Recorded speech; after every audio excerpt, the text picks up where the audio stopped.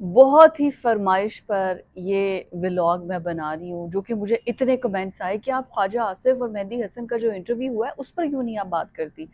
उस पर मैं क्या ही बात करूँ, हमारे ख्वाजा आसिफ साहब, मैं तो कहती हूँ अल्लाह उन्हें अकल ही दे। हमारे ख्वाजा आसिफ साहब, उनको किसने कह दिया था कि वो इंडिपेंडेंट जर्नलिस्ट के सामने चले जाएँ? अगर उनका इतना ही दिल कर रहा था अपनी सीवी अपडेट करने को, तो वो वहाँ पर किसी ऐसे जर्नलिस्ट के पास चले जाते, किसी ऐसे इंग्लिश जर्नलिस्ट को इंटरव्यू दे देते, जो ज़रा उनसे पैसे-पूसे लेके उन्हीं के पसंद के ज़रा सवाल कर लेता। वो चले गए हैं जी उठ के, वो शख्स, वो बंदा जो कि नेतन्याहू को नहीं छोड़ा, जिसने गज़ा पे सबसे ज़्यादा आवाज़ उठाई, जो कि वहाँ पे अपने फेलो जर्नलिस्ट को नहीं बख्शता। आप मेहदी हसन की पूरी प्रोफ़ाइल तो पढ़ लेते, भई वो बंदा कौन है, कहाँ से आया है, कहाँ नहीं आया। पूरी दुनिया में हम अपनी इज्जत के झंडे जी, हमने तो किसी को छोड़ा नहीं। हमने तो इंडिया से जंग जीतने के बाद देखिए, चाइना हमारा दीवाना, अमेरिका हमारा दीवाना, हमारे चीफ की बल्ले बल्ले उत्थे असी इज्जत बना रहे हैं। इतने ख्वाजा साहब देखो, साढ़े ख्वाजा साहब की कर रहे हैं। उनको किसने कहा था सीवी अपडेट करने की अब उनको जरूरत नहीं है? वो ऑलरेडी वजीर दिफा हैं, वो ऑलरेडी डिफेंस मिनिस्टर हैं, उनके पास ऑलरेडी मिनिस्ट्री मौजूद है। तो अब वो इस तरह के स्टंट करके किसको इम्प्रेस कर रहे हैं? जिसको इम्प्रेस करना है, शहबाज शरीफ मौजूद है उसके साथ, आपकी पूरी पार्टी का वो संभाल के बैठे हुए हैं। लेकिन नहीं जी, हमारे ख्वाजा साहब ने अब फिर आज आके बात ये की जा रही है, उसने और भी बड़ी बातें की हैं यार, वो भी सुन लो, वो भी सुनने की बात है। बल्कि उसने तो इमरान खान के बारे में भी पूछा, उसने सऊदी अरब के बारे में भी पूछा, उसने चाइना के बारे में भी पूछा, उसने अमेरिका के बारे में भी पूछा। लेकिन आज आके पूरे सोशल मीडिया पे तूफान जो मचा हुआ है वो यही जी, ख्वाजा आसिफ ने कह दिया हाइब्रिड मॉडल। अच्छा, वो भी अल्लाह का बंदा मेहदी हसन, उसको भी मतलब उसने भी चुन चुन के ऐसे सवाल किए ना कि ख्वाजा साहब को लूज बॉल, जे चौके पे चौका, छक्के पे छक्का मारा है ख्वाजा साहब, हमारी क्रिकेट टीम की तरह ही है, ठुस। मतलब ऐसा लग रहा था पाकिस्तान और इंडिया का मैच ही चल रहा है, जैसे हम हमारी क्रिकेट टीम इंडिया के सामने परफॉर्म नहीं ना कर पाई, ऐसे ख्वाजा आसिफ भी नहीं परफॉर्म कर पाए। उसने पूछा जी आप पे कौन ताकतवर है ज्यादा, आप या जो मिलिट्री है वहां पर? डीप स्टेट तो हर जगह होती है, ख्वाजा साहब कहते हैं जी होती है, लेकिन वो अपने डोमेन में रह के काम करते हैं। ख्वाजा साहब ये तो है, वो तो है, इफ बट वट, ये वो फला फला, जो उन्होंने अपनी जवानी की अंग्रेजी याद की हुई थी, वही सारी अंग्रेजी ए टू जी सुना दिया है। लेकिन उस अंग्रेजी पे भी उस बेचारे को तरस नहीं आया कि उसके फिलर्स खत्म हो गए हैं। ख्वाजा आसिफ के फिलर्स खत्म हो गए थे बीच में, बल्कि मुझे लग रहा था फिलर्स के दरमियान में कहीं कहीं वो जाके जवाब दे रहे हैं ओ करके। ख्वाजा साहब की हो गया? ख्वाजा साहब यू, आप मिनिस्टर हैं, आप डिफेंस मिनिस्टर हैं, आप कह देते हैं हाँ जी आए हम ताकतवर, हमारे पूछ के सारे फैसले होते हैं, बाद में जाके माफिया मांग लेते। इसमें क्या था? दुनिया के सामने इज्जत तो रह जाती। पर नहीं, पता नहीं ख्वाजा साहब को क्या हुआ। ख्वाजा साहब जो इंटरव्यू मेहदी हसन को देकर आए हैं, ख्वाजा साहब को समझ नहीं आया। और जाके ख्वाजा साहब ना ये इंटरव्यू बार बार रिवाइंड करके देखेंगे और फिर बाद में सोच रहे होंगे काश मैं इसको ये जवाब दे देता, काश मैं इसको ये जवाब दे देता। लेकिन ख्वाजा साहब, जंग होने के बाद जो मुक्का आपको याद आता है ना, उसको मुंह पे मार लेते हैं, क्योंकि उसका बनता यही है। आपने तो कहाँ पीटीआई वालों को अब कोई बात ही नहीं थी करने को, ठीक है, आपने जाके मौका दे दिया। हमारे उधर चीफ इज्जतें बना बना के थक गए हैं, लेकिन आप जो है सारे का सारा बेड़ा गर्क कर बैठे हैं। हाइब्रिड मॉडल इतना आप खुशी खुशी से सुनाते थे, हाइब्रिड मॉडल, हाइब्रिड मॉडल। अब हाइब्रिड मॉडल पे सवाल आया तो आपको जवाब नहीं आया वहां पे देना।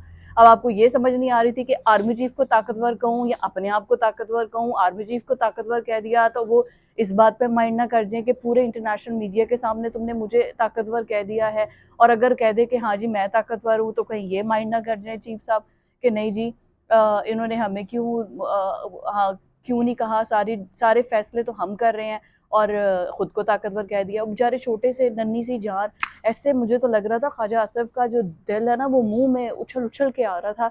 किसी तरह वो टाइम गुजर जाए। जब ये इंटरव्यू हो रहा था, ख्वाजा साहब दिल में दुआएं कर रहे होंगे कि मैं वापस पाकिस्तान जाते ही ना देगे बांटूंगा, किसी तरीके से ना ये इंटरव्यू खत्म हो जाए। ख्वाजा साहब, आपको ज़रूरत क्या थी? मुझे तो पहले ये सवाल, अच्छा मैं वन बाय वन आपको बता दूं।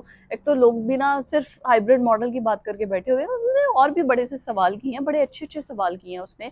जिसमें उसने पूछा है कि आप अगर यूएसए के साथ फ्लर्ट कर रहे हैं, मेहदी हसन ने बोला, कि आपको नहीं लगता कि चाइना के साथ आपके जो रिपोर्ट्स हैं, जो उसका उसने हवाला दिया, उसने कहा कि आपका 80% एमुनेशन और बाकी तमाम चीज़ें चाइना टेक्नोलॉजी है, चाइना आप पे इतना इन्वेस्ट कर रहा है, और अब आपकी जो कुर्बतें हैं वो अमेरिका के साथ बढ़ रही हैं, और आप डोनाल्ड ट्रंप के साथ और यूएस रिलेशंस को बेहतर बना रहे हैं, तो ये फ्लर्ट जो कर रहे हैं आप, ये चाइना को सूट करेगा या चाइना इसको? तो आज आपने कहा नहीं नहीं, चाइना का दिल बहुत बड़ा है, चाइना कुछ भी नहीं कहेगा, चाइना के साथ हमारी आज की दोस्ती है, चाइना के साथ तो हम बचपन में इकट्ठे मिट्टी खाते थे, इकट्ठे बैठे खेलते थे, तो चाइना के साथ तो हमारी बड़ी पक्की दोस्ती है, इकट्ठे नैपियाँ हमारी चेंज होती रही हैं, तो चाइना को कुछ मसला नहीं होगा। ख्वाजा साहब ने अपनी तरफ से तसल्ली दे दी है, जी चाइना को कोई मसला नहीं है हमारी तरफ से।